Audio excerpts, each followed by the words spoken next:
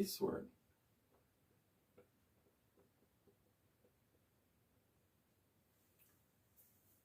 This word from the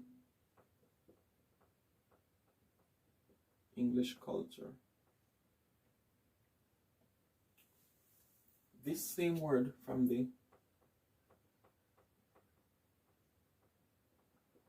Greek culture, and this same word from the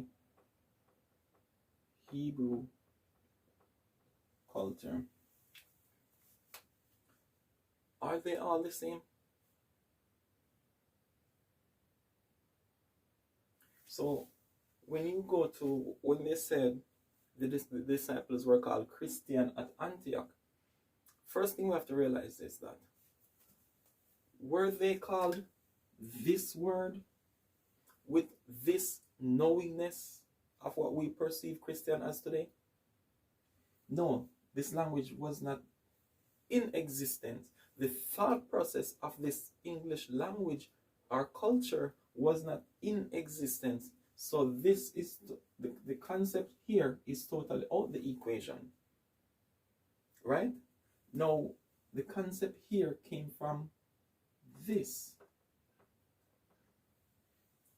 What was this concept about? Because the people that were standing there, they knew both the Hebrew culture and the Greek culture. They knew the Hebrew concept of what they meant when they say this word. And the Greek culture, they knew exactly what this meant.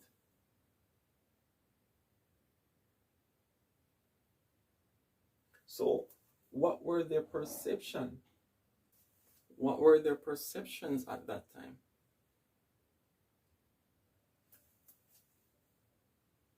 What the apostles were doing was the exact thing that the Messiah was doing.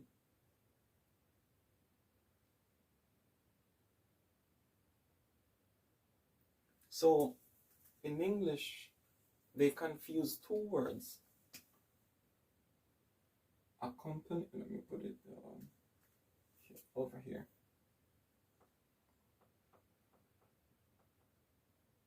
To accompany someone and to follow someone. Even the English words are confused. Follow. What is the difference between accompanying someone and following someone? When you follow, you do the exact same thing. So guess what? You have a teenage son, right? He's in a company where they smoke, they go party, they do all of this, right? But he does not smoke with them. He does not do all these negative things with them. Is he following them or accompanying them? You see the difference? When you follow someone, you do the exact same thing. So just because you see your son in a crowd that you don't like, guess what? It doesn't mean he's following them. That's accompanying. And that's what a lot of people do in these religious institutions. You are not following neither the Most High, the Messiah, or the Word. Nothing. You are just there accompanying things. The crew.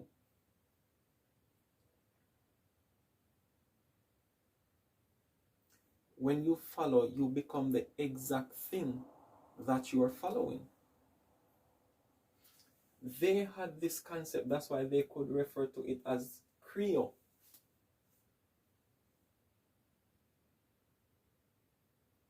In their knowingness, it was the same thing down here as when someone is being anointed. They know what a Messiah figure is like. And this is one of the problems you see with, it doesn't matter what you call yourself, right? Because you have to have certain qualities to be called this. So I can use the word Christian, but I can only use it to who? People who are of this understanding. I cannot go to a Western mind person and say, I am a Christian.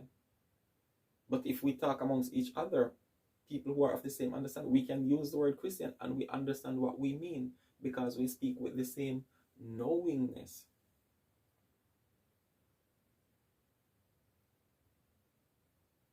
Because to be a Christian, you have to be a follower, you have to be an exact replica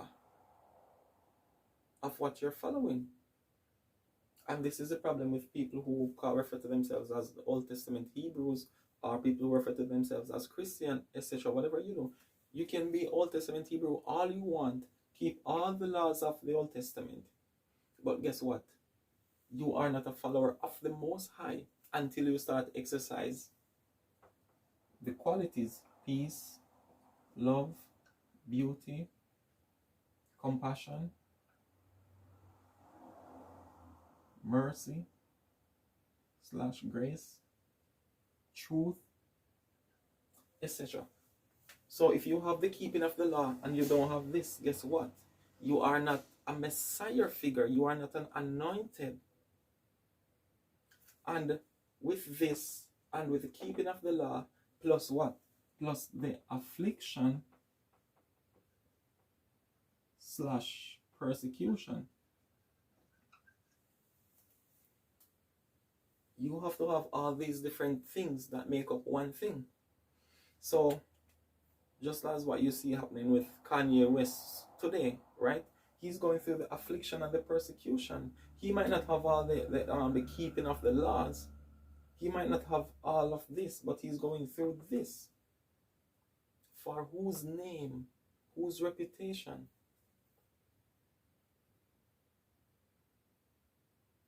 Take a rich Christian.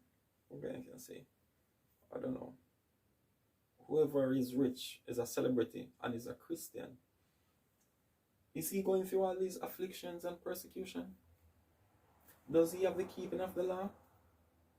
So even if he's exercising all of this, he still does not come into that fullness, because he has to do what? Keeping of the law, the affliction. These people don't get afflicted by the world. The main thing is to be persecuted by the world. Christians, modern Christians, are in agreement with the world. This is why they don't have to suffer persecution and affliction. So going back to this, words translated from Hebrew loses credibility because you're looking at it from the knowingness of the English culture. And you are pushing away the knowingness that comes with the Hebrew culture. You are confusing the language, the tongue, the words, with the knowingness that descends from the constellations.